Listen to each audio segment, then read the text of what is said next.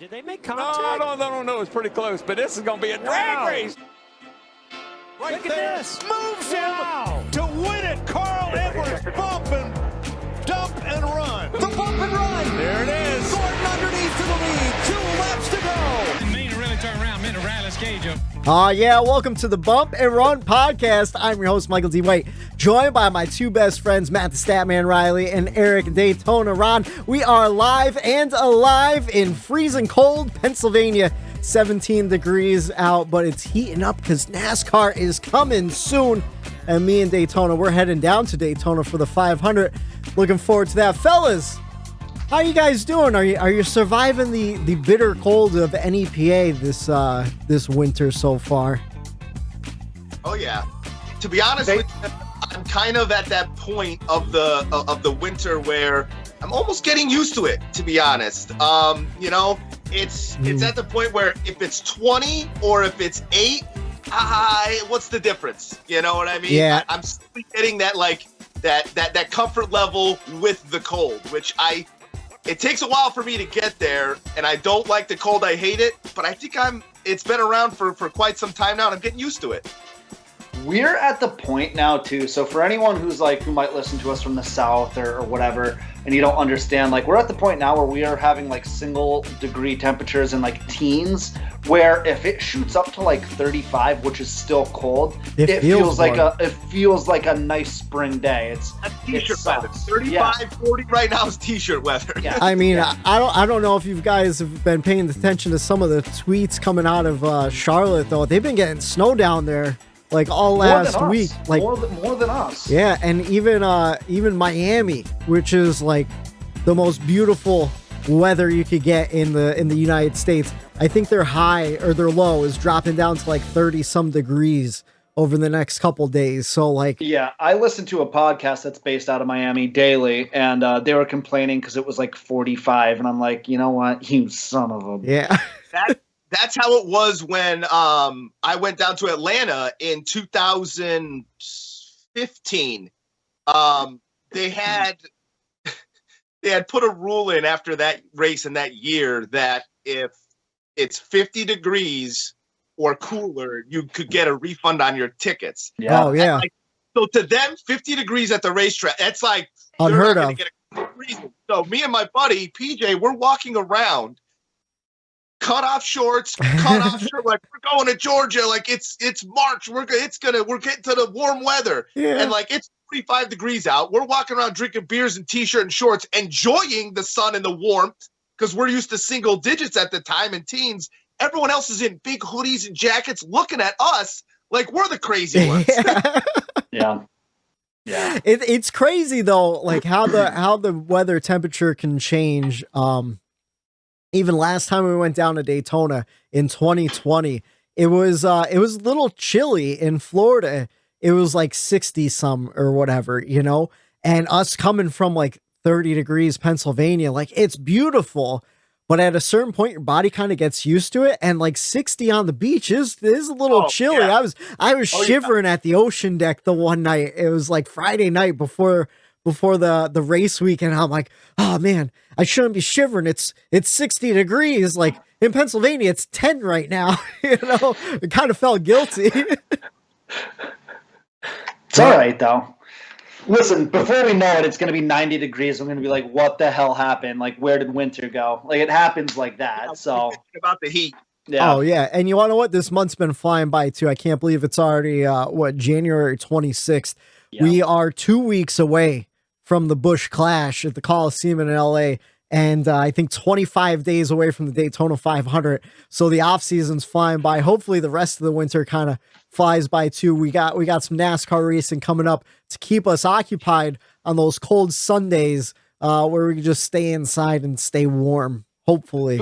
Before we move on to the news, we were just talking about the cold weather. So up here in the, you have to, it's almost a necessity to have chapstick not too far away from you. Yeah. Are you guys ready to be made really depressed?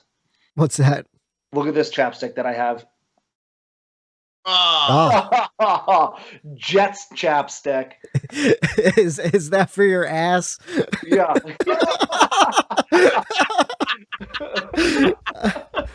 That's a different story for a different time. Oh man, I don't know if I want to hear that story. No, I feel you, man. I got the chapstick. I keep it in the fridge. I feel like it helps just a little bit, keep it a little cooler. But yeah, definitely chapstick weather. I went out for dinner on Saturday, and I had a couple drinks. For some reason, bar drinks always give me chapped lips. Did that happen to you guys at all? Nope. I think it's from drinking like cold. That it does. What's that? Not that I would recognize that was the reason for my chapped lips. It's Right. I think you're just getting dehydrated from the drinks, Whitey. That might be it too. But I came back from the restaurant and I had a little buzz going, and my lips were burning on fire. I had a chapstick it up. So keeping it in the fridge kind of killed me. I got to keep one in the car now too. But speaking of cars, we got tons of NASCAR news to talk about. Let's jump into it. Because we got 3 weeks to cover. Last time we talked to you, of course, was January 3rd. And let's just fly through this. I got some track news. Sonoma Raceway will be bringing back the Chute for 2022. So we'll see a little bit different layout from the last few years, going back to that traditional NASCAR layout down in Sonoma, California. And then the big one, the story we've been following for a while now, North Wilkesboro Speedway. Marcus Smith shared some renderings of the remodel that they're proposing, and he says hopefully that they could get a truck race. I figure we'll start there. What do you guys think about possibly a truck race being the introduction at North Wilkesboro down in North Carolina? I think that's fair. At some point, NASCAR's going to have to get there. You know, they're going to have to get one of their series there. Yeah. So why not be the first series there? And, you know, the trucks always put on a good show. So I think it'll be a great success. I agree. Yeah, I agree too. The way I'm looking at it is kind of like Gateway's been the last few years, where they just had the truck race down there. And of course, this season, they're finally getting that cup race because people are going out and showing up. So, I mean, over the years, there's been a big push to get North Wilkesboro back in racing condition after it was pretty much left to rot in the woods there since the mid-90s. So hopefully if they do get a truck race, people show up. That's going to be the most important thing when it comes to it. And of course, for any track, if you want NASCAR to keep coming to your tracks, you got to show up and pack those grandstands. And I mean, we know from experience now, Pocono just lost a date, and we try to pack those grandstands as much as possible every year. So yeah, if you want NASCAR to return, you got to buy those tickets. We got some driver news. Speaking of the truck series, Matt Benedetto running full-time in trucks for Rackley War Racing. That's a newer team. They started last year with a couple different part-time drivers, including Josh Berry. I believe they had a couple top 15s. So not the most established team, but something that Matt Benedetto could jump into, and hopefully he could get that first National Series win. On to Cup, Josh Bilicki will drive for Spires 77 in 2022. Big bombshell out of Stewart Haas Racing. Eric Almirola set to retire after 2022. Said he's looking forward to spending more time with the family. You guys are laughing about Eric Almirola. Do you think this year's performance had something to do with that decision?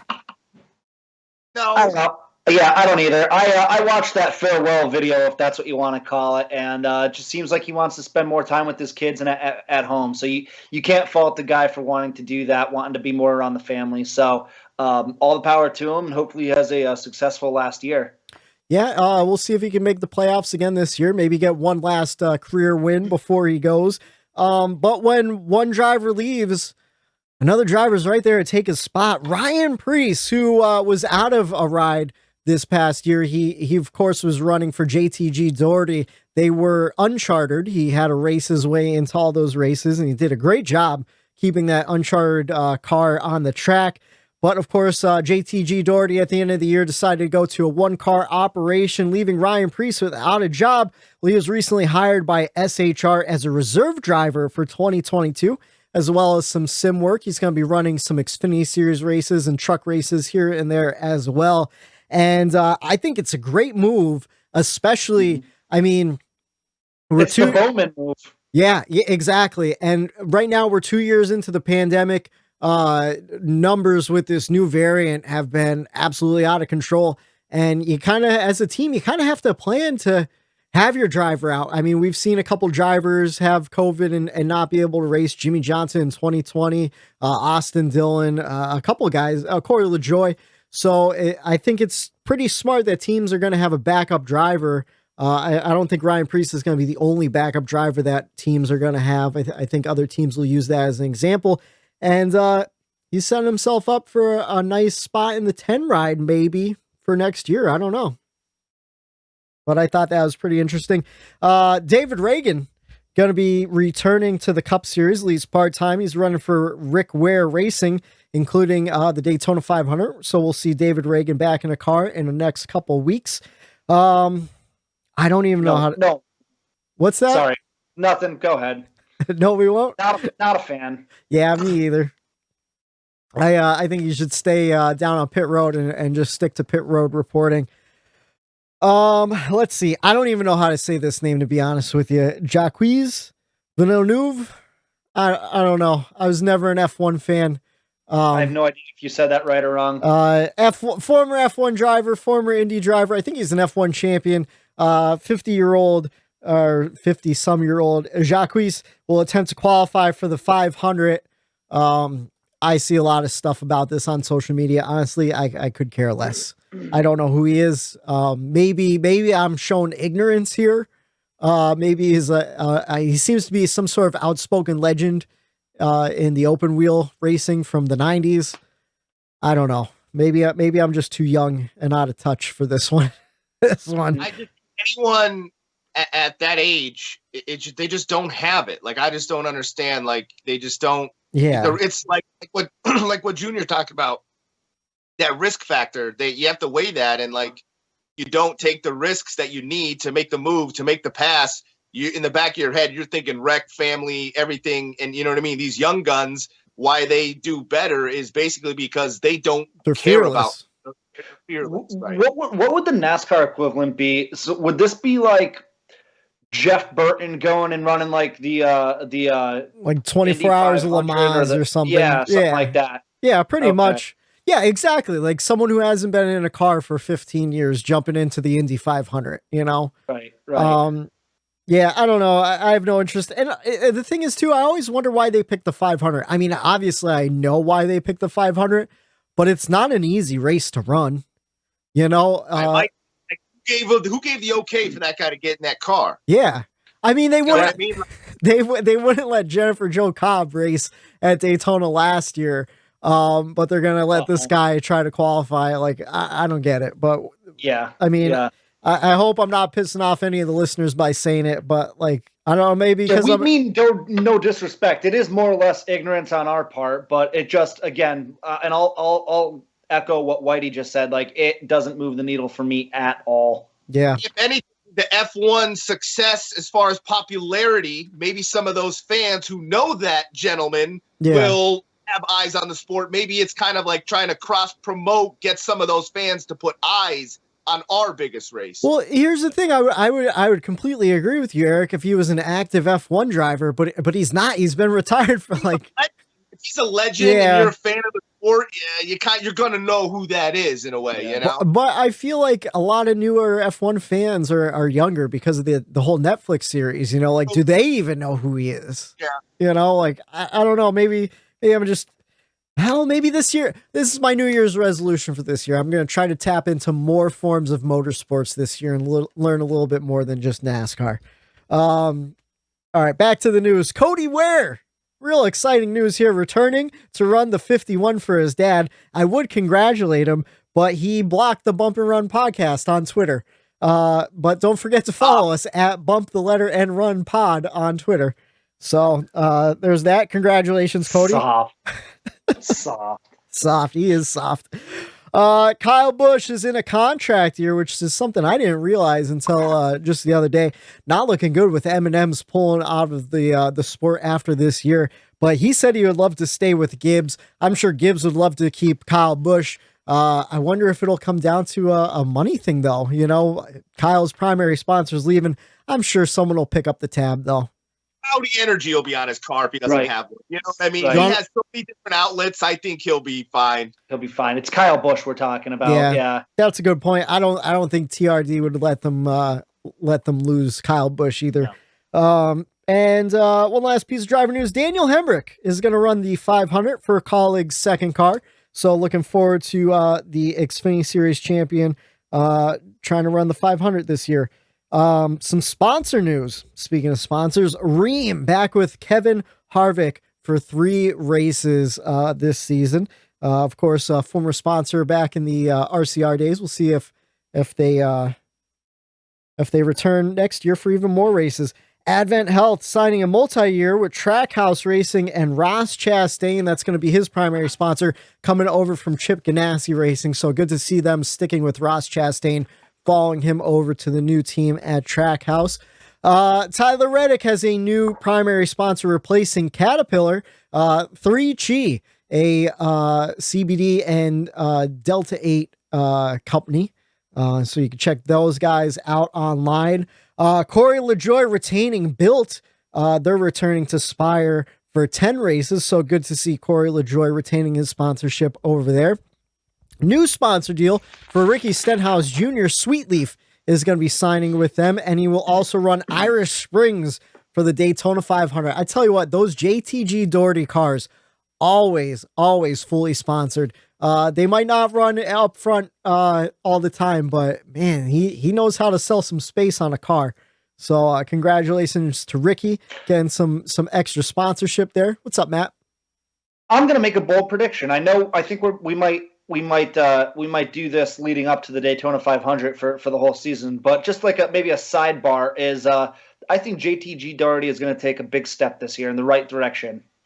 I agree. I think they will too. I think with the new car, the next gen car and everything, kind of hopefully equaling things out a little bit more. They have got the talent. I just not to get into the weeds with it, but I think they're going to step in the right direction this year. Yeah, I agree, and we will talk about it in a couple weeks for our Daytona 500 preview show. But I've been paying attention to Ricky Stenhouse Jr. ever since he left Roush and went over to JTG Doherty. 2020 was a little rough for him. And 2021, he really cleaned it up. And I agree. I think they're going to do really well with the next gen car. So yeah, looking forward to that. Got some news for Eric, Daytona Ron. His driver, Eric Jones of the 483, retaining the U.S. Air Force for 3 races this year. Thank you for your service. Thank you for your service. We're going to get some cool fighter jet themed paint schemes. And to bring a personal conversation, earlier today, we were talking about Eric Jones' paint scheme. Eric, you're not too fond of the new sponsors paint scheme, but at least you have some cool fighter jet looking cars to look forward to. I always thought those were pretty cool. So yeah, I'm grateful, like I said, earlier to you guys, that he has a full 26 race primary sponsor, which is awesome. Yeah, but I'm also a big paint scheme guy, and it just did nothing for me. It just looks like a disaster. It through my eyes. It's there's too much going on for me to really look at it. I'm more simple, like we talked, like the good wrench. Yeah. It needed to be the lime green and the blue and then gray with the there orange are number. A lot of colors on that car. And they could, I don't know. I just think they could have done it a little bit better. But yes, the Air Force, they always put out a six paint schemes. So I look forward to that. Just talk about the focus factor, because I don't see the hate for the paint scheme. And I don't know if you really hate it, but I do agree. There's a whole lot of colors on that car. And I even looked up the focus factor, jar online to see what their colors are. And their primary colors are dark blue and gray for the packaging. And yeah, so I'm like, well, where does the lime green come from? I like lime green. Green's my favorite color. Color of money, baby.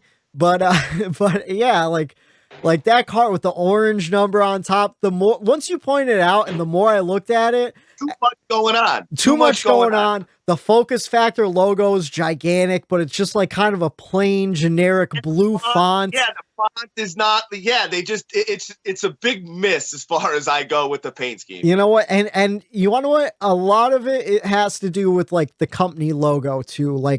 I was looking at Tyler Reddick's 3 Chi car when they unveiled it, and people were saying how great of a paint scheme it is, and like I like the white with the gold lettering, but the name's dumb, you know, like it looks stupid to me, you know. They just have a new one, guaranteed rate, where they put guaranteed rate twice on the side panel. I'm like, what are you guys doing? Definitely worse. That You one can't- is like, why? Like they're You can't repeat it. You can't repeat the logo. No. So they have all this space and they're just wasting it on the same thing. Like you guys were begging for extra space. Yeah. Sponsors, I want more space. You're putting the same thing in 2 different spots. And like they could have taken the Shield logo, made it huge right behind the number, and then had guaranteed rate on the back or something. No, they do it. It looks like a kid copied and pasted it, and I don't know. So I get it. I get what you mean. Like, especially with the new number placement, man. I think we kind of discussed it earlier. The graphic designers this year are either going to make it or break it with these paint schemes and the number. I think it's going to be a big factor. So, but back to sponsor news. True Velocity Ammo will sponsor Austin Dillon for a handful of races. And so, yeah, that's it. That's the end of sponsor news. But a lot of sponsors, a lot of returning sponsors, some new sponsors, which means, you know, health and growth in the sport. So, gotta love that. Got some miscellaneous news. Todd Gordon, crew chief for Joey Logano, former crew chief for Joey Logano and Ryan Blaney. He retired at the end of the year. He signed a contract to co-host the Late Shift with Brad Gilly on Sirius XM. You could check him out on Monday nights. I was listening this Monday, and it was pretty good. He always has some great insight on the races. I always loved hearing him on the morning drive on Mondays after the race. Even though I wasn't a Logano fan, it was always nice to hear a crew chief's perspective every Monday. So I'm sure he'll add more to the Sirius XM roster. In some other racing, of course, the Chili Bowl happened in between our last show. Tanner Thorson won the Chili Bowl, beating out Christopher Bell, who finished in second. So congratulations to Tanner Thorson. I didn't watch. Did you guys see the Chili Bowl at all? I was out that night at our buddy Dowse's bar, and I actually kept I didn't know what time the race started. It started like 12:30. Yeah, man. Like I think I left the bar at like 11 or 11:30 or whatever to go home, and the race still hadn't started. So I was like, you know what? I'm not gonna try to get the stream or anything. I'm going to bed. And I was surprised when I woke up the next morning and saw Tanner Thorson win it. Yeah, but yeah, I just that's too late for me, man. I don't know what they're doing down there. They gotta tighten it up down there, because the same thing happened last year. Let's see. Ice Cube will be performing at the Busch Clash in less than 2 weeks. So him and Pitbull, I don't know if they'll perform together. Probably not, but you never know. It should be interesting. Speaking of booze, Dale Jr. and his wife Amy launched a new vodka company, High Rock Vodka. So looking forward to tasting that. Junior. Did you guys take Junior as a vodka drinker? No, not at all. Like, why start a vodka? That just threw me off. I could see start a booze thing, a liquor thing. That's, a lot of people do that when they retire, keep an income coming in. But like, vodka threw me way off when it came to Dale Jr. Well, maybe his wife's a vodka drinker. Vodka is the most universal. It's like when like kids are coming out of high school and getting recruited by college, you don't know if they're a running back, a receiver, a safety, so they're just labeled as like athlete. Right. I feel like vodka is the athlete of liquor. You can do so many different things with it. It's very versatile, is what I'm trying to say. And once I already started looking, we can't get our hands on it yet up here in Pennsylvania, but as soon as we do, Tito's is going to get the boot from me from the vodka of my choice, and it's going to be good old High Rock vodka from now on. Yeah, I'm looking forward to trying it. But Eric, I agree. I didn't take Dale Jr. as a vodka drinker. Right. I just assumed he only drank Budweiser and Bud Lights, and maybe some whiskey, like moonshine whiskey. But fun fact, in our personal lives, we were talking about it a couple weeks ago. I was speculating I wonder if Dale Earnhardt was a big drinker too. Of course, Dale Jr. is. And I Googled it, and apparently Dale Jr., he didn't say how much he drank, but he said his dad's drink was 5 Alive, which is kind of like Sunny D. It's like an orange juice drink and vodka. So maybe it's just in the genes. All right. What an interesting drink. It is an interesting drink. I kind of want to see if I could get Five It's Alive not anywhere. necessarily a screwdriver. It's not a mimosa. Like, what is that? It's like the in-between. Yeah. We'll have to give it a try if we have a racing party in the summertime. What is Five Alive still a thing? I looked it up. You could buy it online. Yeah. Okay. I don't know if we could find it in our area. I bet you it's one of those regional drinks. Yeah. But I'm sure we could get our hands on it. I made a liquor bowl recently with Tang and vodka. That was pretty good. With Tang and vodka. Jesus. Now, how'd you do it? Did you just pour the Tang powder in the vodka, or did you make Tang first with the water and stuff and then put the vodka in? No, make Tang first, like you know how to make the Tang, and then you add the vodka in. Man, That's dangerous. That's because then you're just drinking straight vodka with flavoring in it. Well, yeah, I don't know. Eric's talking about liquor bowls. You never know. That's true. That's true. I haven't had Tang since I was a little kid. I remember, I think it was like the summer of 1997. Tang commercials were real popular for like a couple years there. And I begged my mother, I'm like, can you buy me Tang, please? And I remember making a little scoop thing. And I didn't realize, in fact, I didn't realize this until like much later on in life. When you dip the sugar powder in and then you mix it, you don't take the spoon and put it back in the sugar powder, or else next time it's going to be all hard and clumpy. So I ruined the whole entire thing in Tang the next time I tried to make it. Such a whitey move to do. Such a whitey move. But you want to what? You got to learn those lessons the hard way. Speaking of the hard way, I don't know if that transition makes any sense, but the money team could enter the Daytona 500 with Kaz Gralla. If you don't know anything about the money team, it's been a speculated race team of Floyd Money Mayweather, the boxer, for years now. And apparently they're working on getting a next-gen car. They might have already gotten a next-gen car and some sponsorship. They're just trying to figure out all the details. So we might hear some more about that coming up. But if they do, in fact, get it, Kaz Gralla will be trying to qualify for the Daytona 500 for the money team. Speaking of Dale Jr., him, Mike Stefanik, and Red Farmer were just inducted into the Hall of Fame this past weekend.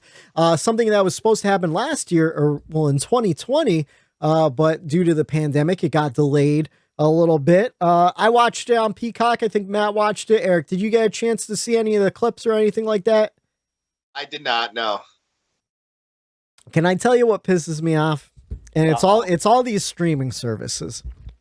Every single network has one now. Peacock at least was free for the most part. Where I'm like, oh, it's on Peacock, I'll watch it. Had to sign up for Peacock Premium. They got me for $5 this month, which I'm like, all right, I want to see it. I'll pay the $5.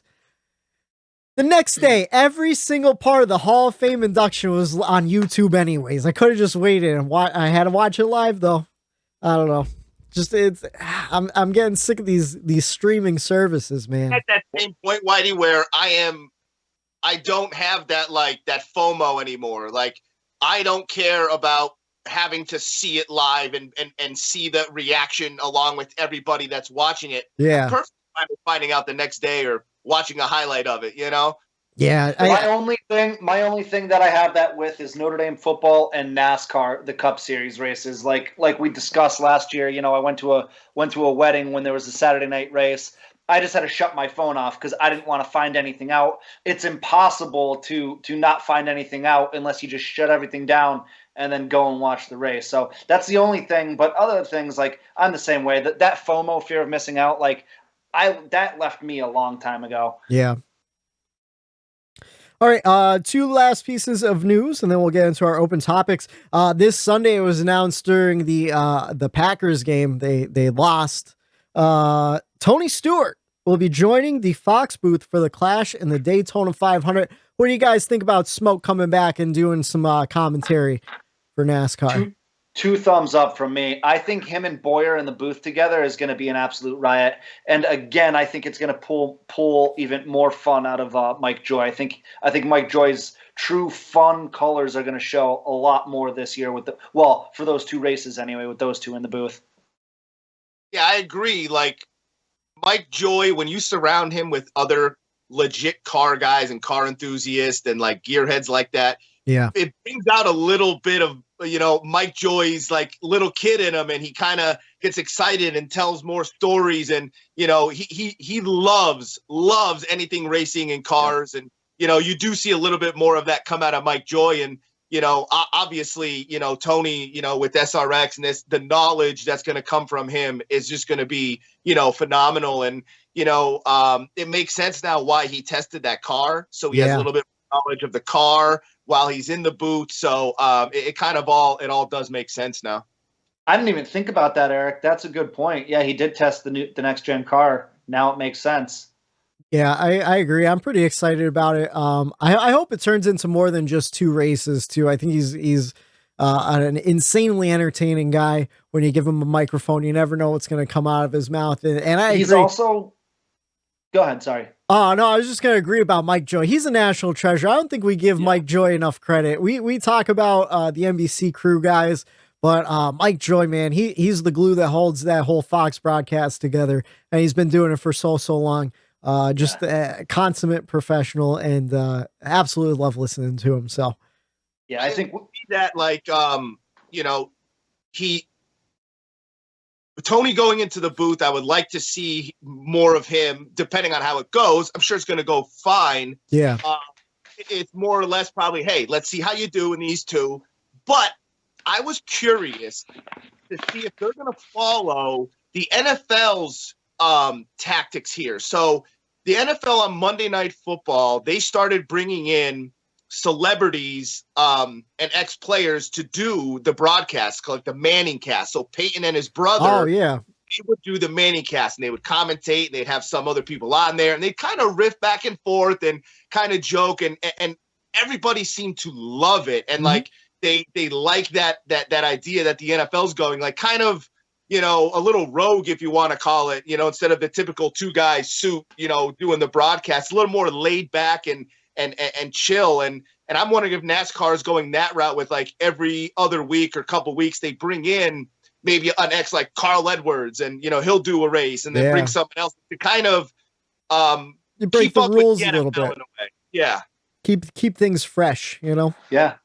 Yeah. What's funny is, like, we were just talking towards the back half of last year about, Stewart Haas had their struggles last year. Maybe it was because Tony just had too much on his plate. Well, what does Tony do? He goes and adds this to his plate.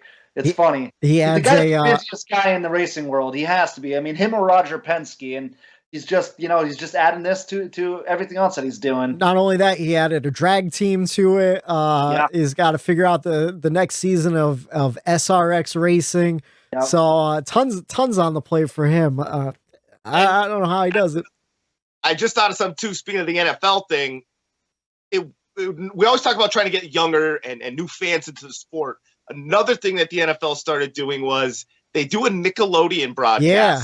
Oh yeah. They have flying in the end zones, and they have like all this stuff like on the TV screen to get these younger kids happy, and they hand out like the Nickelodeon award where someone gets slimed. Like, could you imagine they have like 2 races a year or 3 races a year where it's a Nickelodeon race, and the winner of the race, they get slimed in fucking Victory Lane. That'd be really cool. Big fucking slime, and it's like sponsored by, Nickelodeon. And like, I think that is a way, the NFL's getting the younger generation in that way, a little more excited. Yeah. I would like to see NASCAR maybe try to, you don't want to copy what someone else is doing, but hey, if it works, why not? That got a lot of steam on Twitter in the NASCAR world after the NFL did that last week. That like, oh shit, that would be a really cool idea for NASCAR to do. Yeah. Yeah, I agree. You got to do like a big race, like the Daytona 500 or something like that. Although the 500's a little long, might be a little too long for some little kids. Maybe do a rebroadcast where you can condense the race into like a 45-minute package, Right. But yeah, I agree. I think that'd be really cool, because I did hear a lot of buzz about the NFL doing that on Nickelodeon last season and this season, and it seems to have been a pretty big success. And like you said, the Manning cast has been a huge deal this past season. So I think you're right. I think some of these broadcasters need to think outside the broadcasting booth a little bit and have fun with it to try to to pull in some of those new viewers. I think maybe it kind of all started out with Tony Romo going to the booth a couple of years ago, and the insight he brought. I feel like that revitalized the NFL's commentary for what was it, CBS he's on. Definitely. Yeah. So I think people, they start looking at little ideas that other networks are doing, and you start lifting them and trying to improve it on them yourself. So yeah, we'll see what happens with the rest of the Fox booth. I completely forgot that Jeff Gordon was taking on a bigger role at Hendrick this year and was leaving the booth. So when they said Tony Stewart was going to be commentating, I'm like, what? I'm like, oh yeah, Jeff is gone. It seems like forever ago since we talked about that. I completely forgot. Let's see. The last piece of news, NASCAR has added a new level of penalties for messing with the next gen car that includes a possible playoff ban. Of course, we all know the L1 and L2 penalties. They've added an L3 penalty. It may include, but is not limited to, counterfeiting or modifying single source vendor supplied parts. So you can't mess with any of the stuff that you get from vendors. Engine infractions include not meeting the rules. Basically, messing with any of the sealed engines could result in a playoff ban. And I think it's like 100 some points taken from your points total at the end of the year. And of course, engine performance enhancements like nitrous or vacuum leaks. So NASCAR really sending a message with some new rules that they are not messing around when it comes to bending the rules, I guess. What do you guys think about that? What do you think about a possible playoff ban if you're caught doing something to these vendor parts? Them boys ain't messing around up there, huh? Jesus Christ. Oh. That's a huge, imagine 10 races into the season, and Martin Truex gets popped and we know that he can't make the playoffs already. What do you do at that point? Yeah. I don't know how I feel about this yet. I mean, if anything's gonna correct the action of teams screwing with the cars, this should do it. But Dave Moody actually made a good point. He tweeted out, and I don't have time to pull up the tweet right now, but he made the point along the lines of, listen, thousands of people still commit murder, knowing that the death penalty is what's going to happen. But they still do it. So teams are still going to find a way to cheat around the system. I think somebody, some point, is going to get popped and going to get a ban, and I think it's going to happen this year. I don't know. That's not to say it might be a lower level team, it might be a higher level team, but I think someone's going to get popped bad enough where they're going to get screwed, and they're going to find out that NASCAR is not screwing around.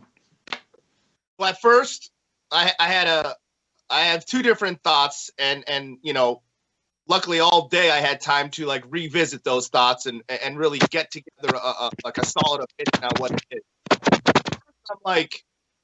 I'm that's insane. When I first read it, that's kind of crazy. I'm like, that leaves no room for the gray area and for teams to kind of find those tricky ways, like Harvick with the roof and Logano with the side skirt. And I like that about the sport. That's fun, kind of trying to get one up on the other teams and out-engineer them. To me, that's part of the sport, is trying to find ways to win, bend until you don't break, kind of get close to the edge without going over. And I'm like, damn, that sucks. That's really harsh. But I thought about it and I'm like, okay, I see now maybe why they did it. And I could see them in the near future dialing back that penalty. I think they had to do it because of the new car. So you have a next-gen car. They want to see how this next-gen car works as far as the vendors, as far as the parts, as far as, do these parts hold up throughout a whole season coming from these vendors? And, they really want to get a good idea of what this new next-gen car does just by itself. Yeah. Don't touch anything. Don't let the engineers get at it. They want to see what this next-gen car does, and if these vendors, the parts they get from these vendors, if they're going to hold up, and how they work throughout the first season. And, I think if it wasn't the next gen car, I don't think we would have seen this type of penalty come out. No. I think they want this first year to be as clean with the vendors and the parts and the assembling of these cars to be as even keeled throughout the sport as possible. And maybe afterwards they'll tone that down a little bit once they get to see what the car does. Yeah. But, I was mad at first, and then I kind of saw a little light where it's like, okay, I could see them maybe wanting to be really strict so that they really see what these products are really made of. I can see that. I don't like it. I don't like it at all, to be honest with you. Apparently it's just leaving it on the option for a playoff ban. It's not a guaranteed ban. It's just on the table. But I'm in the mindset where like I want to see them try to innovate these parts and stuff like that. I want to see teams try to get as much out of it. But what you're saying makes a whole lot of sense too. You know, they have a brand new car. They probably don't want to be having people mess with the parts for a safety standpoint as well.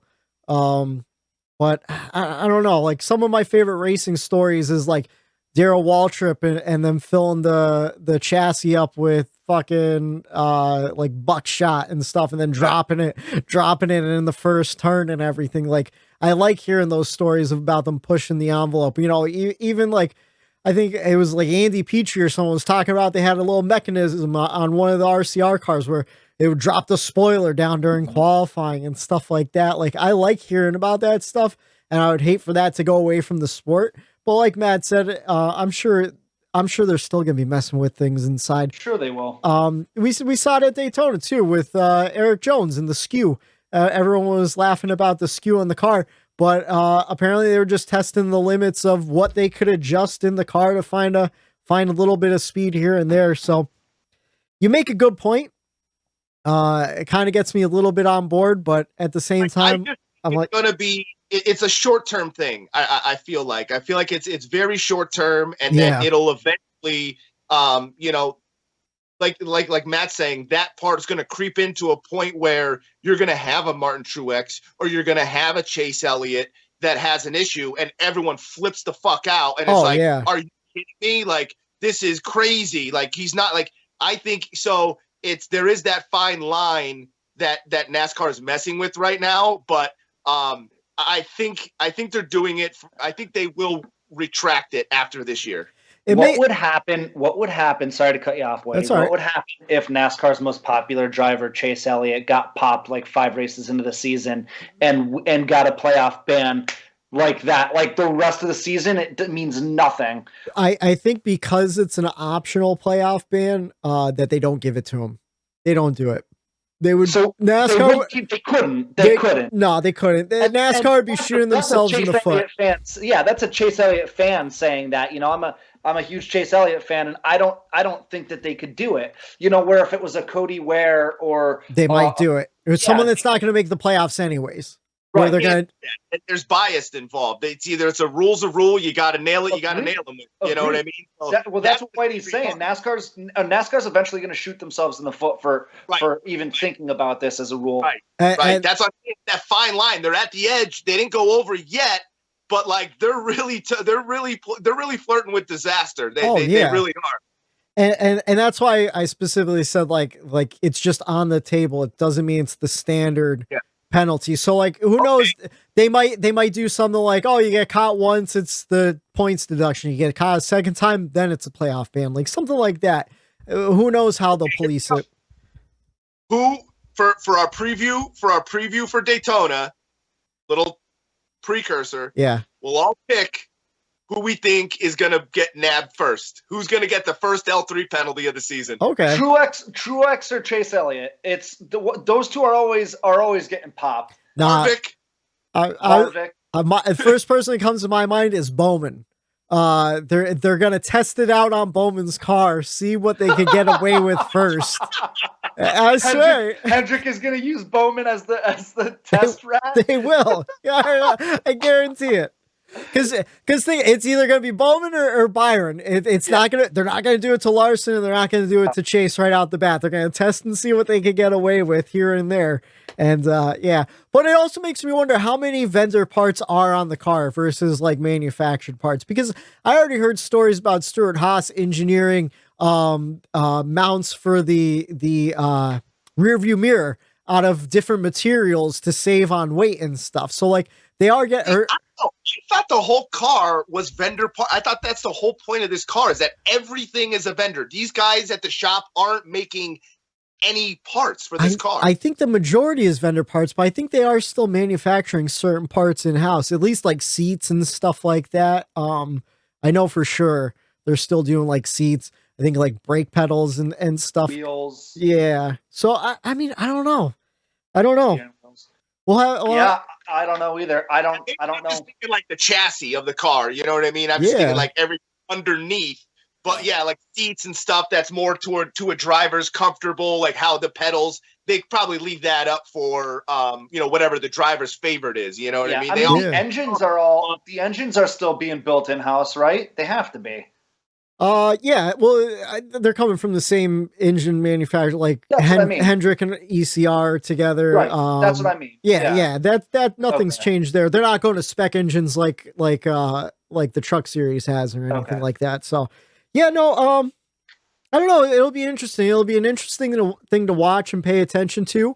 We'll have to be paying attention to who goes to the back of the pack on Sundays and see what kind of penalties they're incurring. Because I don't know. Who knows? Maybe they'll start doing some crazy stuff with the bodies and everything, and that's where they'll get a lot of their speed from. I don't know. It'll be entertaining to watch, but I just want to get your guys' thoughts on that.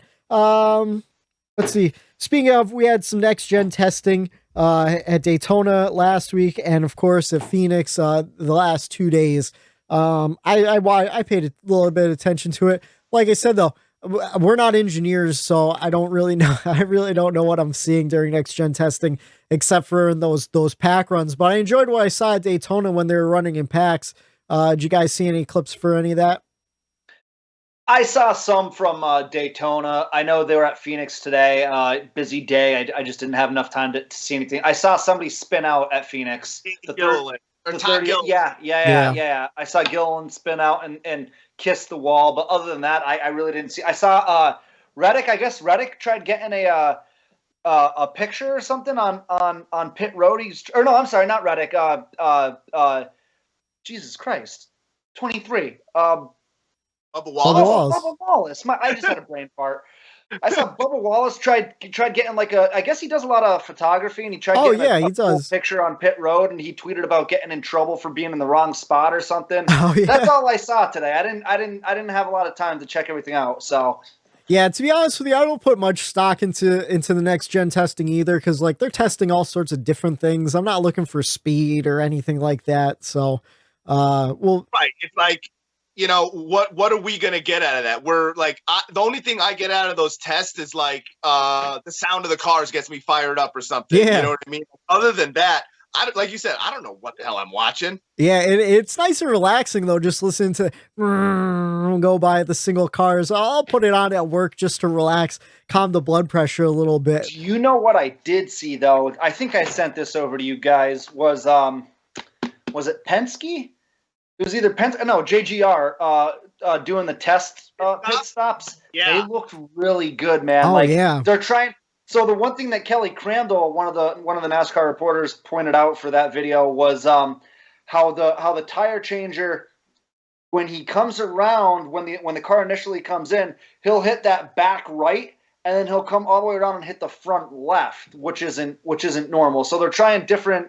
Yeah. So the choreography, they're messing with that. And they're the first team to do that. So they put that video out, and it might have been Kelly Crandall said like every other team is going to copy that. They're going to JGR just did that because it looked sick, man. So yeah, it's like art. It's like art what those guys do. So if you don't realize what we're talking about, usually when the guys jump over the pit wall, there's the front carrier, the back carrier, and then they just cross over of their respective sides of the car. The rear stays on the rear, the front stays on the front. Now they're just doing a full circle around, and it looked really, really cool. I would check out that video. But yeah, that was my thought. Why would they tweet that out? I feel like that. Why are they giving that out? I feel like if it's faster, and I'm sure if they're showing it, it is. I would save that for the Daytona 500, bust that out of nowhere and blow people's minds on pit road. Like, oh my God, what did the Gibbs guys do? Unless, and I'm putting on my tinfoil hat here. It's a slower process. It's slower, and they're trying to get teams to try to get quick at doing that and just waste time. I don't know. Who knows? But or the person that runs the social account for JGR really screwed up.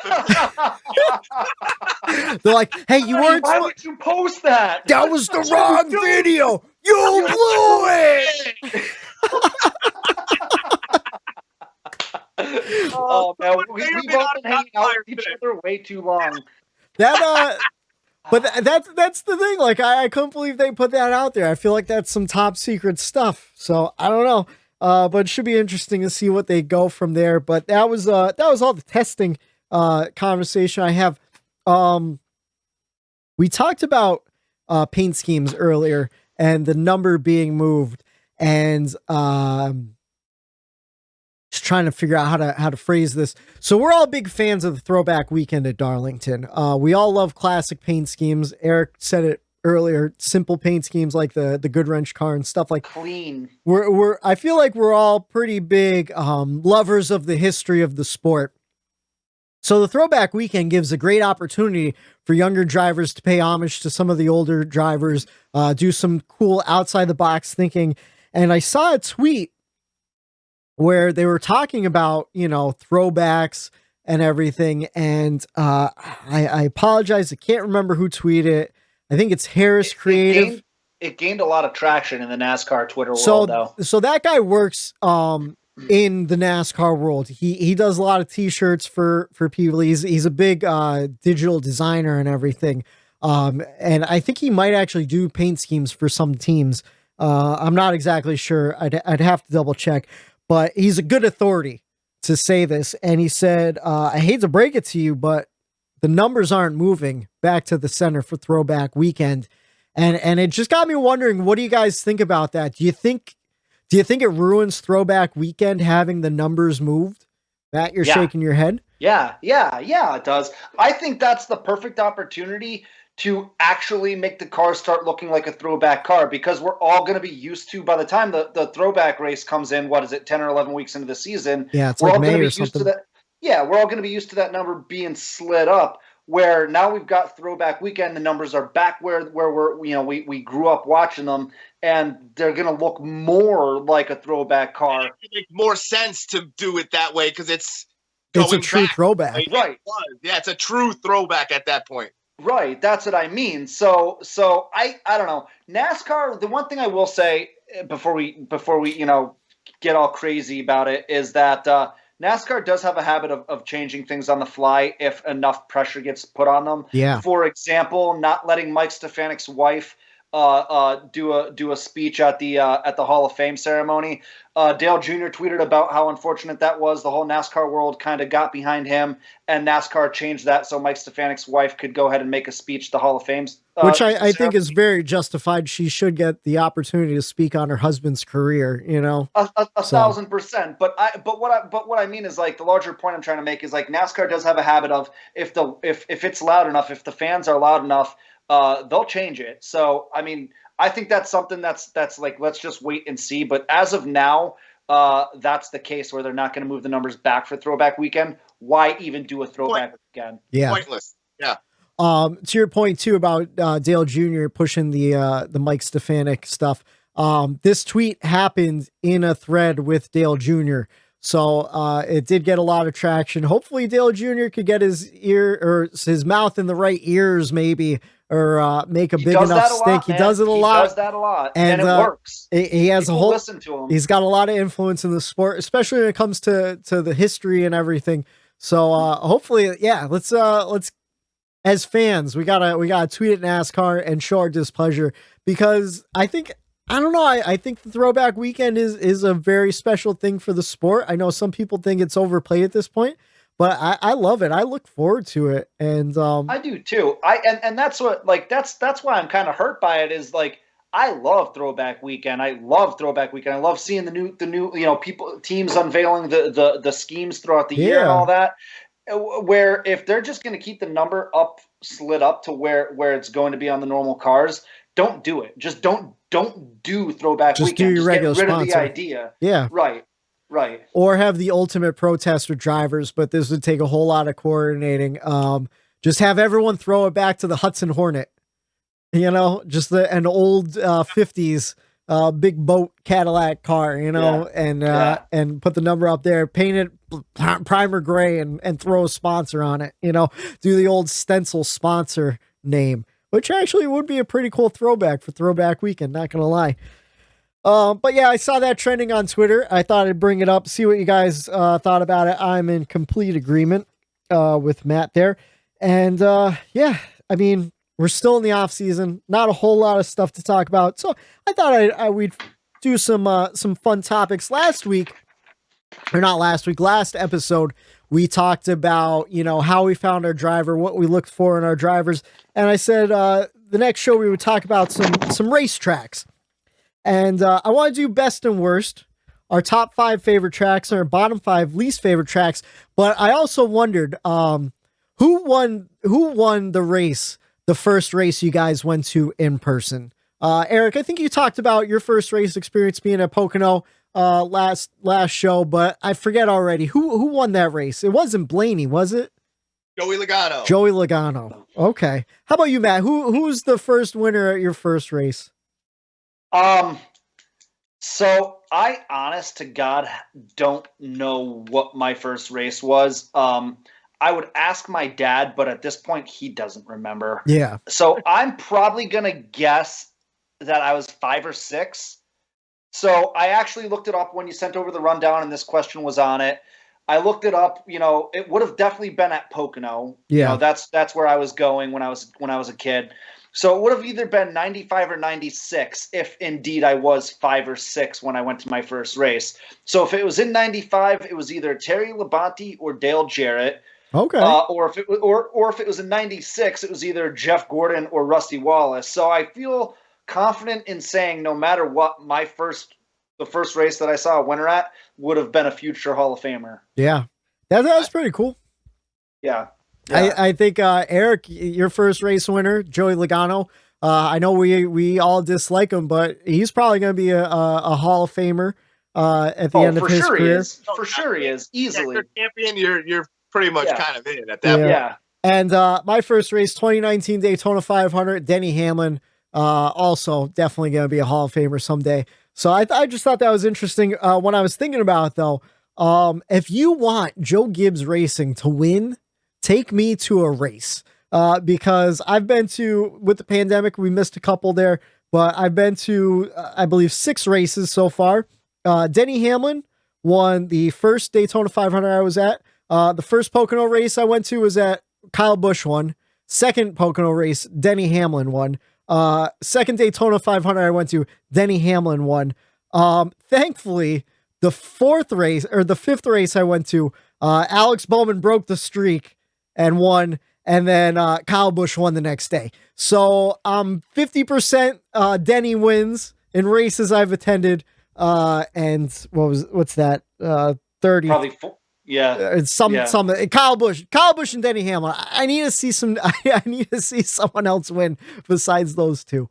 So for a while, I think it was 2016, Matt, where I think every race I went to, Dale Jr. won. Every race I went to, 4 races I went to that one year, he won all 4 races that I went to. Swept Pocono. He won like the 500. And then we went to Phoenix. And Or was Phoenix the following year? It was like, but like the four races in a row that we went to or something like that. Yeah, we saw Junior win. It was like the best stretch. Like if you told me that was going to happen going into 2014, I would have called you crazy because Junior wasn't really necessarily winning a bunch of races, and then he and Steve Letarte went on a tear, and that was awesome. It was the year Steve Letarte was retiring too at the end, so went out with a bang. Yep. Eric, Junior Nation definitely owes you a beer. I would say on that one. Sure. Yeah. All right, let's talk about the best and worst tracks. Which one of you guys wants to go first? It's been a while since we had a little back and forth. It's been 3 weeks since we've been in the podcast. How about you go first? How about you give us your worst, going from 5 okay. to 1, like all right. A countdown. Okay, I was going to do the best first, but if you want the worst, well, let's start out. Let's start with the worst for all of us, then we can go over and we could finish on a high note with the best. So, the worst, and this is in order. My bests aren't in order, but the worst, Texas. Every year, Texas rolls around on the calendar, and I think to myself, why? I know it's gonna. It's a 500 miler for some reason. It's not great racing since the repave. Just one of those places when NASCAR goes to Texas, I am checked out. I'll watch it, but I really don't care. You know what, Whitey? Just to add a little bit to that, I think they promote it so well, it gets you so excited, and then the racing just lets you down. Now that Eddie Gossage isn't the promoter anymore, what's going to happen with that? Yeah, I don't know, because you want to what? Eric, like you said, I was real excited for that All-Star race going into it this past year. And it was okay. It was a fun race, but the playoff race later on in the season, like, snooze fest, put me to sleep. I think I did fall asleep, to be honest with you. Might have been hungover. I don't know. Let's see. Coming in at number 4, Phoenix. I know it's the championship race. I still don't like it. I think we should go back to Homestead. I originally had Atlanta down, but I was reminded of a worse track, Richmond. Another race where like Eric said, I'm kind of excited for it going into it, and then I'm always let down by it. It's a short track, but it's not a traditional short track. So I'm like, oh, we're going short track racing. It's not short track racing. It doesn't put on a very good show for me. So that one goes in the number 3 spot. Number 2, Charlotte. Maybe it's the length of the 600 that puts me off. But I know last year we had a 600 party at Eric's house. I don't think any of us really paid attention to the race. I think Kyle Larson ran away with it early, and yeah, I don't think Charlotte puts on the greatest racing, at least with this package.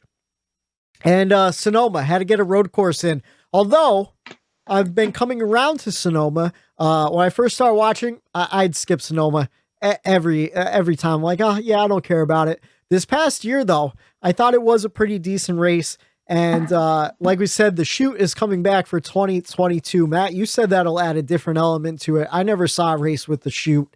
So maybe... I like Sonoma.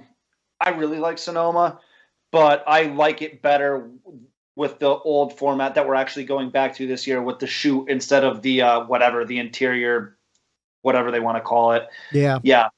I think you'll really enjoy this version of it. Whenever I think about Sonoma, I always go back to, it must have been like 2016, 2017, 2018, Denny Hamlin versus Tony Stewart.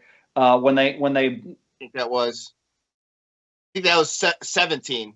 That was one of the best finishes to a road course race I've ever seen, where they were smashing off each other, coming out of turn 11 there, the loop. So yeah, Sonoma definitely has it within itself to produce really good races. Do you know what? This just came to mind, thinking about Phoenix and Sonoma at the same time. I think maybe it might just be like the landscape, if that makes any sense. It's in the desert. Good, sure. Like sure.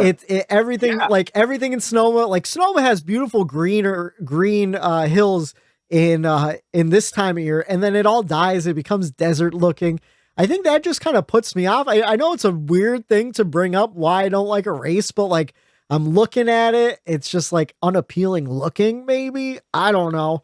But we'll see what happens with Sonoma this year. Maybe I'll come around. I've been coming around to road course racing, so I think maybe that would help. My top 5, and this is in order. Top 5 favorite track of all time. Number 5. We'll go backwards. Number 5, going with the Roval. I dislike Charlotte. Love the Roval though. I think adding the road course portion creates a lot more excitement, a lot more drama. You got Heartburn Turn. It's playoff race. It's exciting. I'm gonna say right now, I know the traditionalists will hate it. Make the 600 on the Roval in the summertime. I'd be okay with it. Yeah, give me 600-mile road course. Now that's an endurance race. We're gonna see brake failures on that one. I think that would be a great thing. I'm sure the purists would hate it though. Coming in at number 4, the last great Coliseum, Bristol Motor Speedway. Got to get a short track in it. Love the beating and banging. Look forward to the night race every year. Look forward to the spring race. Looking forward to dirt again. I know I had some mixed feelings. I thought it was great. Can't wait to see it in 2022 with the next gen car. Hopefully it's just as good of a race as it was last year. Coming in at number 3, Homestead Miami. Wow. Have to put it on there. Mostly because my driver is really good at running that high line, running that fence. It's exciting for me every year since I started watching Reddick run that line. Hoping to see him get a win at Homestead this year. And I wish it would go back to the final race of the season. I thought it was the perfect 1.5 miles to end the season. Coming in at number 2, Talladega, baby. Love super speedway racing. Love the lore of Talladega. Is it cursed? It's built on an old Native American burial ground. They forced the Native Americans out of there. Just all the things around Talladega. Absolutely love it. Love the party scene. I'd like to go down there at some point. I don't know if I'd come back alive. And the number one track, in my opinion, Daytona. Whether it's the summer race, whether it's the 500, absolutely love it. Give us 3 more super speedways. I love super speedway racing. I know it's hit or miss for some people, but I think it's the greatest, and I can't wait for the 500 in just 25 more days, fellas. That is my best and worst. Eric, how about you? What is your best and worst? So I have a lot of repeats in my worst as you. They're in kind of no real order. I'll go 5 down to my worst here. Charlotte at number 5. And it is due to the length as far as like I do have those parties. It seems like it's perfect time to have a party because the race you don't really have to pay attention, No. So like it doesn't really. The last time I got excited was I think they had the duels there or something at Charlotte, and I remember it was Larson or who was it? Chase was still in the 24 and Larson was still in the 42 target car, and they were battling. And that was one of the last exciting things I think that came out of Charlotte for me. Might have been the All-Star race. It was probably the All-Star race. So yeah. I just saw someone make a meme about that race on Twitter earlier today. It was if it wasn't for this finish, you would never remember that 3M sponsored Chase Elliott, and he had 3M on the car. Number 4, Kansas, just trash. That like the racing there is just trash. Get it out of the playoffs. We all saw what happened there. It just doesn't produce. Another one of those things that is just a snooze fest. You're on your phone during the whole entire thing. Yeah. Now, number 3, I don't know if I said it in the pod earlier before we talked. Atlanta. If you asked me the same question 7 years ago, it's in my top 5 as far as best tracks. I think the package and where the car tended to shift in recent years led to worse races there. So it hasn't been the greatest recently. Number 2, Richmond, it just same thing. Like you said, Whitey, lifts you up just to pull you right back down. It really does. If you asked me 7 years ago, just like Atlanta, if it's 2013, Richmond is amazing at that point in time. A lot of drama, a lot involved, and I think it's a package deal. The racing, where the car went, the track kind of got left behind as far as, as exciting. And number 1, I think Matt knows where I'm going with this. It's Raceway, dude. You suck. Plain and simple, you suck. I can't stand you. The worst racetrack in the entire world. And, we all know at this point, if you haven't listened to the show, Matt and I went there. We got in beer jail. It was just a really, really bad experience I had at that racetrack. And I'm not a fan of the dog leg and how they cut the racetrack in half. Like, it just, to me, I don't know. I don't like the racing there. I don't like the racetrack itself. So Phoenix, for me, is number 1 worst. Now, my top 5, I went a little opposite. As you guys here, you were talking earlier. Pocono. I have to put Pocono on my list because to me, it has a little bit of everything. It has strategy, it has fuel, it has pit stops, it has the big long front stretch, high speeds, the fanning out going 5 wide into turn 1, and how dangerous factor going into turn 1. It just the strategy, it almost runs like a road course, but it's not. It's long and like it's unique in its own ways. So I really do enjoy the races at Pocono. Number 4, Darlington. My driver, great at Darlington. That's why I like Darlington. Some of these racetracks that I'm picking that are my top 5 now is because of how well my driver runs there. Yeah. He runs really well at Darlington. And, when your driver runs well at a track, you do tend to get a little more excited for that race than others. Number 3, I had to throw a road course in because I've really been enjoying road course racing lately. I used to hate it. I used to not like it. I was kind of like a boomer in that essence. And, it kind of came around to me because the racing just got so much better at these races. And, close to home, Watkins and Whitey. It's funny. I didn't want to like really bring it up then, but the scenery went into me picking Watkins Glen. Yeah. Like it's just the summertime there. There's the green, the trees, the campers. Like it looks like a place you want to be. Yes, it just, to me, Watkins Glen is summertime. It's summer. The weather's great, and the food's going to be good at the tailgate. So Watkins Glen was 3.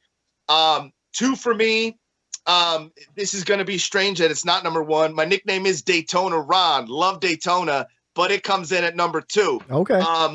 Super speedway racing, you could flip-flop, Talladega, Daytona for me, kind of just the essence of a super speedway race. Yeah. But Daytona is a little bit more special to me just because it's I go there every year. I love it. I'm a paint scheme guy. Usually you would get a lot of patriotic schemes for the the Firecracker 400 and the overall essence of that race. Always the sick flyovers down there. Yeah. It is our racetrack as far as a fan. It's our Super Bowl. So have to have Daytona in there. And my number 1, hands down, best experience I've ever had at a racetrack, best racing I've ever seen. My driver runs well there. He loves it. Tempers flare, helmets fly. Yeah. It is Bristol Motor Speedway is my favorite racetrack, hands down. It was awesome to go there, to see it live, to smell it, almost get hit with rubber if you're too close from the racetrack. It just has everything that I like and need for entertainment factor for a racetrack. So Bristol takes my number 1 spot. I think that's a great list. I agree on all those top 5 too. I didn't put Pocono on my list because I assumed one of you guys would. And I don't know. I felt like it was a little cheating too because it's our home track, of course. But the racing's been great recently there. Oh, the racing has been awesome. So that's why I wasn't at first, but I'm like, dude, the racing there has been pretty wild. Really good. Is there. So, and Eric Jones runs well at Pocono too. So like Kenseth sucked there. Yeah. So it was a miracle that he won.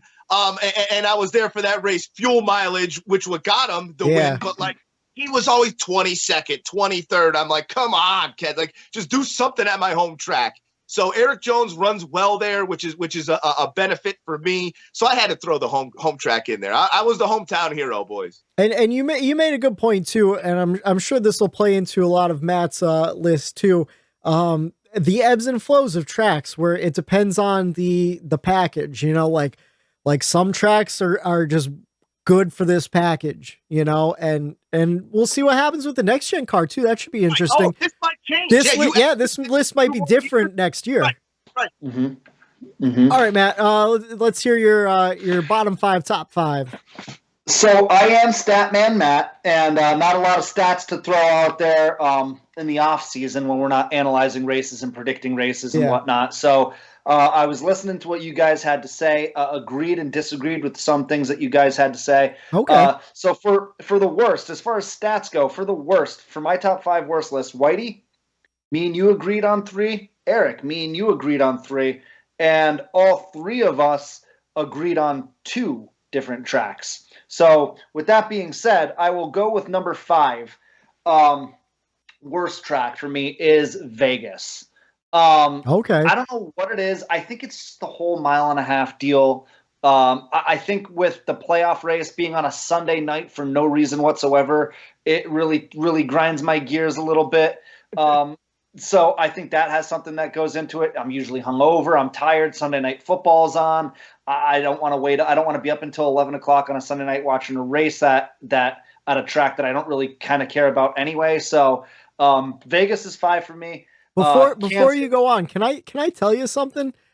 I was this close to putting Vegas in my top 5, but because of the reason Eric brought up Texas, where every year I get excited for Vegas for some reason. I think I saw one really great Vegas race and I'm like, oh yeah, Vegas is awesome. And then every year it's a big disappointment. Yeah. But yeah, it's weird like how it gets built up in your head where you're like, oh, this is a great track. And then like so many disappointments, it drop it down. I had to tell you that because like as I was making my list, I was like, is Vegas one of my favorite 1.5 miles?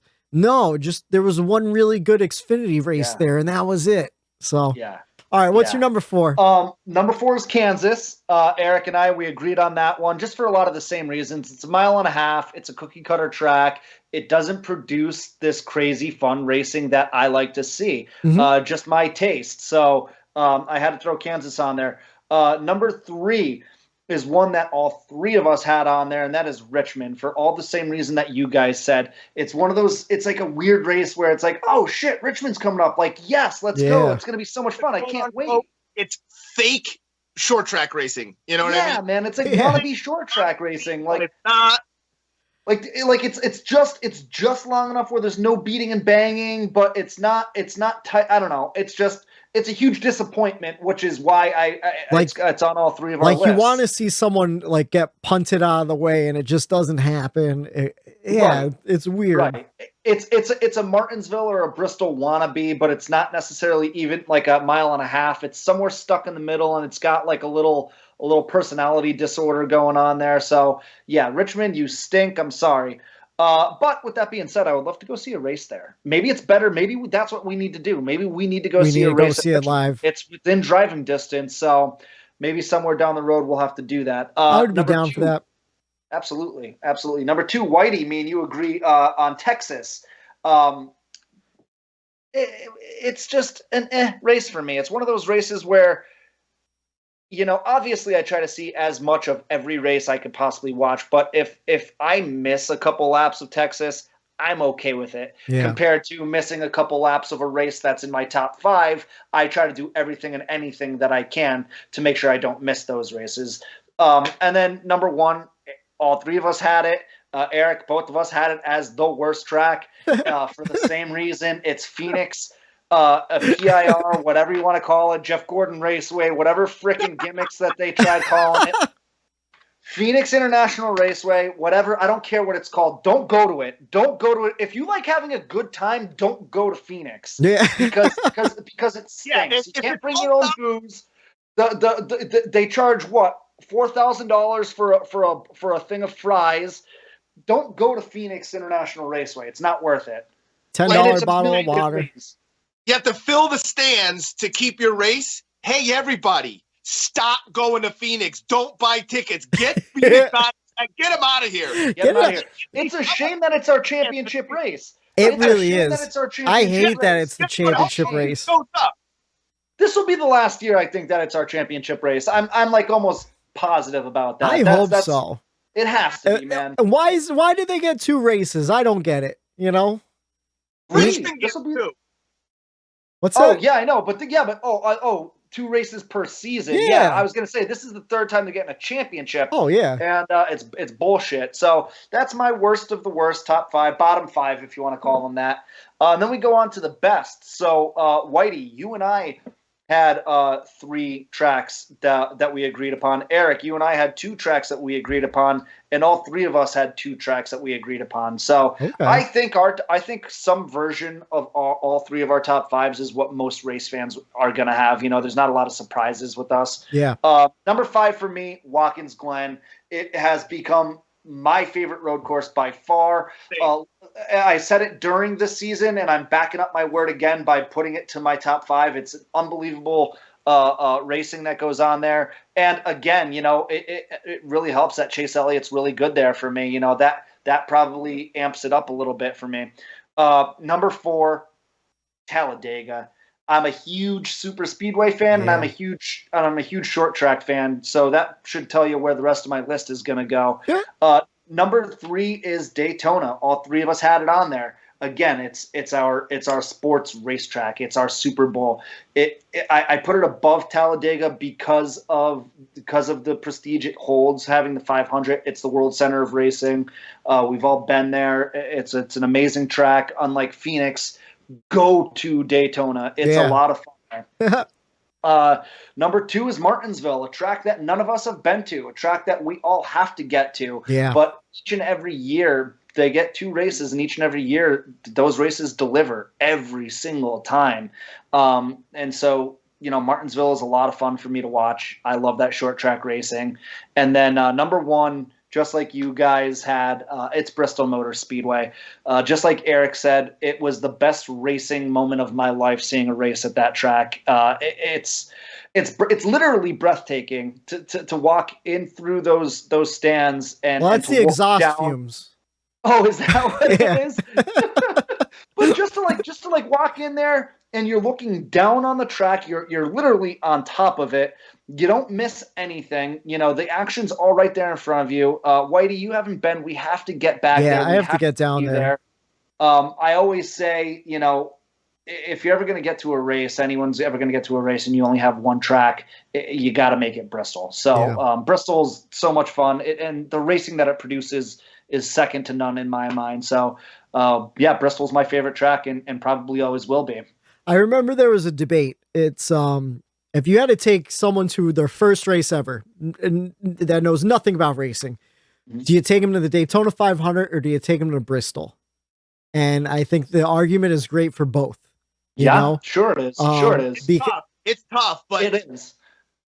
The being so up close and personal at Bristol, I think that's where it gives the edge. Mm-hmm. You get the smell of the rubber. Like I said, you get so close, you could you could see rubber on some of the stands, like right there, like on the sidewalk. Like that's how close you are to the action. Yeah. And it's just the noise it gets you, just your adrenaline shoots right through the roof when those cars start flying around there. I think those 2 race tracks too have the easiest racing to follow, if that makes sense, where like you could see like what they're doing, like, when on the super speedways, you have the packs and they're kind of like edging each other out and throwing blocks and stuff. Like someone that has no idea what's going on could watch it and be like, oh wow, that's insane. Same thing with short tracks. I feel like you could watch like a car get right up to the bumper and then come out of the turn and then and you kind of see the rhythm that it happens, where you see like, they're setting up a pass and then they finally get by. So yeah, I mean, I just think both those tracks just produce the best type of racing that we could see.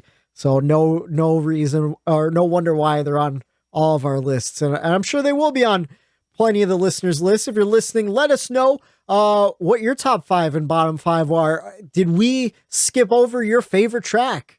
Did we nail it on the head? Your least favorite track? Let us know at Bump the Letter N Run Pod on Twitter. Follow us on Facebook, Bumper Run Podcast on Facebook. And bumperrunpod.com for all the links. But I thought that was a little fun thing. I like talking about NASCAR tracks in the off season. See if we're all on the same page there. One that Matt said that I'm surprised, Eric, you didn't say, because of how well your driver actually runs there, was Martinsville. I was surprised that I was the only one that had Martinsville in my top 5.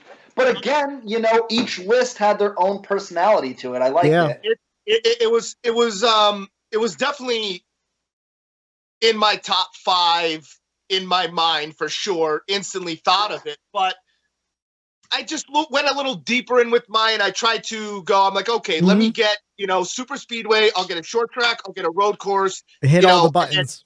I try to hit all the buttons with it, because like Daytona, Talladega, to me, same thing. So I didn't want to really like waste a spot with two of the tracks that kind of have the similar type of racing. So I just went with one of each. You know what I mean? Bristol and Martinsville, they're to Very me, similar. like, they could have been very similar, interchanging in a way. So Okay. I love Martinsville. I do too, and I do want to point out too that one similarity that we all had. Besides Whitey had Homestead, but I think we can all agree that that's the best 1.5 mile track there is. Outside of that, none of us had a 1.5 mile track in our top 5. No, Right. no.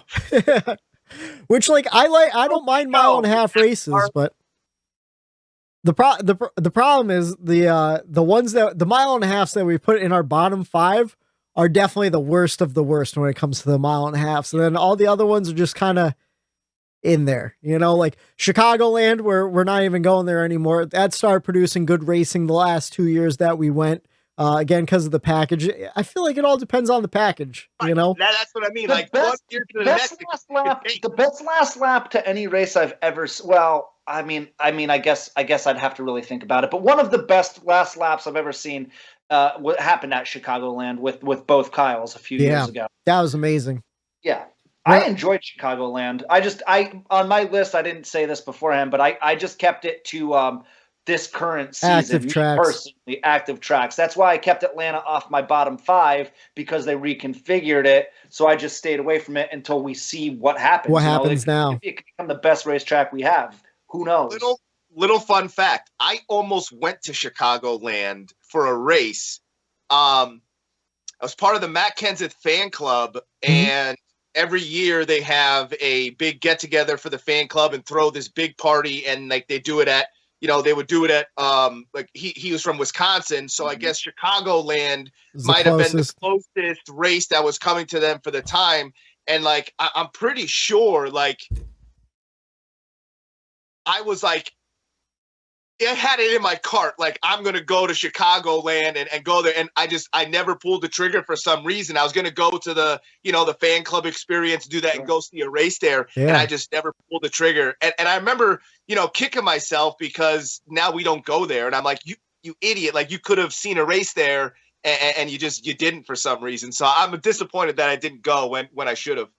That's a good lesson to learn, though. When you have the opportunity to do something, just take it. Right. Just take it. Same thing with concerts right now. We're losing a lot of the classic rock musicians as the years go by. So if there's a band you want to go see, just go see it. Even if you can't afford it, like, I don't know, sell some plasma or something. My favorite band of all time is the Eagles, and I missed out. I didn't get to see them before Glenn Frey died. To my defense, no one saw Glenn Frey dying at the age that he did. But now I won't ever see them. I don't want to see them without Glenn Frey. I don't want to see them, being whole. So yeah, I that's a regret of mine as well. So to kind of echo what you guys are saying, take your chances. Go do things when you have the opportunity. Hell yeah. And go buy tickets to North Wilkesboro's truck race when it comes around eventually. Bring it around full circle. Speaking of short track racing, though, next time we will talk to you will be after the Busch Light Clash at the Coliseum. Of course, it is Sunday, February 6th. Since we're not doing a show right before the week before, we're going to take next week off, and then we're going to jump into it after the Clash, and then go full steam ahead with the podcast in season 2. I just want to know, what are your guys' expectations, or what are you looking for out of the Busch Clash? It's being hyped a lot right now. Eric, I know you got some thoughts on that. So go ahead, Eric. Yeah, I don't have any expectations because you shouldn't. Nobody should. It's exhibition. It should just be pure entertainment. And that's what I'm looking forward to. Whether it's a disaster on the track or whether it's amazing racing, it's a win no matter which way you look at it. It's going to be a win. It's new. It's different. The buzz, it's going to propel NASCAR. It's going to be good for the sport. But at the same time, I know we are going to the 500 and normally right now the buzz and the hype is all about the 500. Yeah. Mainly due to the Clash kind of being stagnant and not really exciting in these last couple of years. And I don't know, I just feel like some of the hype for the 500 might be taken away from me at least, and all going towards the Clash to really have the Clash this, Clash. And I think some some people are forgetting that the 500 is right around the corner, and that is our main race. And I don't know, with the new car coming out, I would have liked the hype to be more around the 500 rather than an exhibition, entertainment-based, non-points race like the Clash is. But I'm just looking for entertainment factor for the whole thing. Regardless of what happens, I think it's just going to be a good time. I think, Eric, that and I see what you're saying. With some of the limelight being taken away from the Daytona 500. I think the Clash and all the hype that's around it this year is actually a blessing in disguise for the Daytona 500. And I want to think about it this way. Yes, you're right. We're normally hyping up the Daytona 500. We're 3 or 4 weeks out, so we're at this time we're really running with it. You almost get, by the time we get to the race, you almost have Daytona 500 fatigue, where now it's all about the Clash. For the next 2 weeks, it's going to be all about the Clash. We get to the Clash. However that plays out, and then we have a 2-week sprint to the Daytona 500, almost like after the conference championships are played in the NFL. You have a 2-week period until the Super Bowl. That's kind of the way I'm looking at it this time around. You know what I mean? So just a different way of thinking about it. As far as the Clash itself goes, I agree, Eric. We're not allowed to get excited. We're not allowed to get scared. Let's just sit back for once and take it in as it happens. We're allowed to just wait, hold off judgment until it happens. I don't think I'm not looking for interesting. I'm not looking for a good race even. I'm looking for entertainment. It's in the Coliseum, this storied stadium out in LA. It's going to be awesome. And now that we've seen what the track looks like as well, they did a really good job with it. It's a legit track that they built inside the Coliseum. It looks really good. I'm cautiously optimistic, but again, I'm also going to reserve judgment until we see what happens. If it's a shit show, hey, it's a shit show. If there's hurt feelings, then that builds up, that automatically starts the storyline to begin the 2022 racing season, where Harvick and Hamlin are mad at each other because they got into it at the Clash, and is that going to carry over to the Daytona 500? And the storylines we're going to see start sprouting straight from the Clash. So we'll see. I'm excited about it. Yeah, I agree when it comes to the expectations, because like you said, it's a new car. We don't really know what to expect out of the new car besides what we've seen in practice and testing and everything. And who knows what it's going to be like for a short track, and it's a super short track. So I'm right there with you. I'm just looking for something entertaining. It's definitely going to be a spectacle, over the top. We got Ice Cube, we got Pitbull performing. Like a literal halftime show. Like it's going to be a big production, a big to do. And you're right. I mean, we've really been hyping it up because it is such a big production that I think we did kind of lose sight of the Daytona 500, where usually I am super excited for the Clash because it's a preview of the 500 to come, But we have the duels for that. And this is true. But like, it gets you in the mindset where like, okay, Clash is coming up. It's at Daytona. And then next week is the Daytona 500. Like it pumps you up.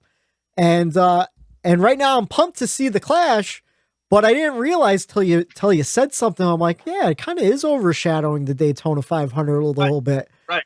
But the way Matt put it too, where like, as soon as it's over, then we're full steam ahead. We're looking towards Daytona.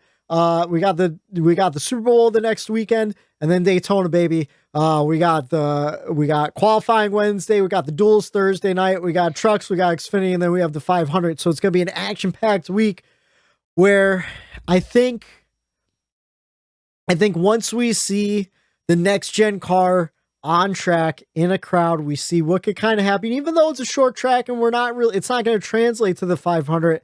It's still gonna get you in that racing mood, and the itch is going to be there to get to Daytona. And I think that's when the Daytona 500 hype starts, I know we all said at the end of last season, okay, we're going into the holidays. I know the excitement for NASCAR doesn't really hit me until sometime in January. Well, it did. I was watching wild card weekend on Fox for the NFL, and they ran a preview for the Clash and the 500 kind of back to back. And that's when it hit me. It's like, oh, holy shit. Like I'm ready. Like I miss it. Put NASCAR into my veins and let's go, like full steam ahead. So I'm officially excited. I think a lot of our listeners are probably super excited. And let's go, baby. NASCAR, like we are so close to being back. Yeah, I'm super pumped. I can't wait. 25 days to the 500, baby. At least at time of recording. 24 if you're listening tomorrow morning. you know? Yeah. So yeah, I'm excited. But yeah, Eric, I think you're right though. I think the Clash is kind of overshadowing the 500 at this point, and we'll see what happens on February 7th, the Monday after the Clash. Cars on track for the Busch Light Clash of the Coliseum. It begins Sunday, February 6th, 6 p.m. on Fox, and we will break it all down for you that Monday night. NASCAR, baby. It's coming back. And podcast. Okay, well, wait. What's up? Are we going to pick a winner? Oh, winner of the Clash. Oh, my goodness. Oh, yeah, for sure we are. It's going to be the Bengals. This is the first race. Oh, my goodness. I know it's exhibition, but we got to pick a race winner, don't we, boys? What? You want to what? It's been so long. The Bengals. I thought you meant football. It's been so long since we previewed a race. I forgot how to do it. Man, Stat Man Reilly, where's your short track notes? We need something. You got any notes? I have nothing, boys. I have nothing. I actually didn't even think about the preview of the race. The Busch Clash was the track itself was modeled after Bowman Gray Stadium. We should have looked back on some K&N East races at Bowman Gray and see who's good there. Okay, all right, Eric, you brought it up. Who do you think's gonna win the first? Whoa, Miss Lippy. What's up? My shirt is green. So last year we did the inversion of if you came in last, you picked first. Well, I came in last by far in the overall standings last year. Okay. So I think I should kick it off this year. All right. I agree. I'll give you that. All right. I agree. With that being said, who is the short track king of the world? It is one Kyle Larson. I am taking the number 5. Okay. The defending champion. Kyle Larson wins. And Matt, too, this is a weird little gimmick I just thought of, too. Who's not going to make the final heat to even race to win? Yeah, because it's limited to 28 or 30. Yeah, 28, I think. 26? I thought it was 26. It might be 26. I think you're right. It's 26. Harvick. I don't know. I would have to think about it. I'm only saying Harvick because I'm still salty about him. Harvick doesn't make it. All right, Eric. Who do you think's not going to make it? Who do you think's going to win? All right, so we'll go out of like the championship 16, I guess. You're the best drivers from last year. They're the ones that like would be an upset if they don't make it in. You know what I mean? So I'm gonna race winner for some reason, and I know this is gonna like, man, I just think this fits his style and like. I hope you don't say who I'm thinking of. I gotta go with Rowdy. I gotta go with Rowdy Busch. Okay. I got like Kyle. I think when the spotlight's on him and he knows it's an exhibition race, I could see him loving that. You know, great at the Bristol, the short tracks, Martinsville. I just think, you know, I could see him coming out of the Coliseum and really propelling his run into the Daytona 500. And who doesn't make it? That is like a premier name in the sport. I think it's going to be Kyle Larson. I think he's going to dominate that race. And it's heat races. He's going to think he's at the fucking. It's going to be like Bristol dirt, and he wrecks or something in a heat race. And he's gonna overdrive his car, and I think he's not going to make it into the final event. Okay. All right. I'm gonna say, and this is low hanging fruit here. Who's not going to make it?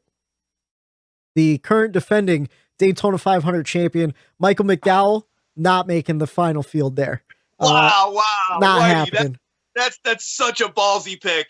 Dark horse to win. Here's where the balls come in. Dark horse to win. I went with the champion. He goes with Michael McDowell. Daytona 500 champion, Eric. Please round of 16 playoff driver. No, my dark horse to win though. He's retiring this year.